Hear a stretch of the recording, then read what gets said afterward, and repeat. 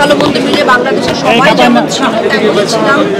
আর 2024 শেষে আমার ছবি রিলিজ করছে নকশিকাঁথা জমিন, সেটা একটা খুবই বড় পাওনা, বোনাস পাওনা যে বিজয়ের মাসে 27 ডিসেম্বর আমার ছবি নকশিকাঁথা জমিন আসছে। সেজন্য ভালো লাগাটা আসলে খুব ভালো লাগছে। তো ভালো মন্দ মিলিয়ে 24 খারাপ কাটে।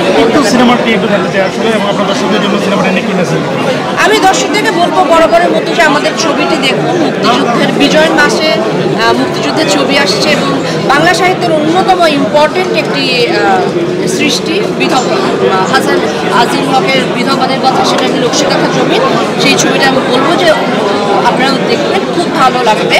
এবং সেখানে যারা অভিনয় করেছে আর বাকি যারা, বিশেষ করে দিব্য শর্মার কথা বলবো, ওরা অসাধারণ অভিনয় করেছে। ওদের অভিনয় দেখবার জন্য হলেও আপনাদের সবার দর্শকদের হলে গিয়ে অভিনয় ছবিটা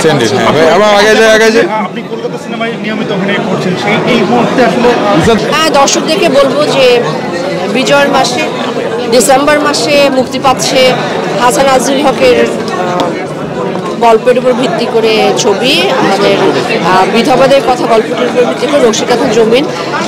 সবাইকে বলবো যে ছবিটি হলে গিয়ে যেন দেখেন, আমার মনে হয় আপনাদের ভালো লাগবে। আমি সবাইকে অনুরোধ করছি যে আমাদের এই ছবিটি আপনারা হলে গিয়ে দেখেন। আগামী 27 ডিসেম্বর এটা হলে আসছে ছবিটি। একটু জানতে চাই, আসলে 2024 একদম শেষ প্রান্তে আর নতুন বছর শুরু হতে যাচ্ছে, 2024 আসলে কেমন কাটলাম? এটা কি জায়গা মনে হচ্ছে? ভাই একটু যেতে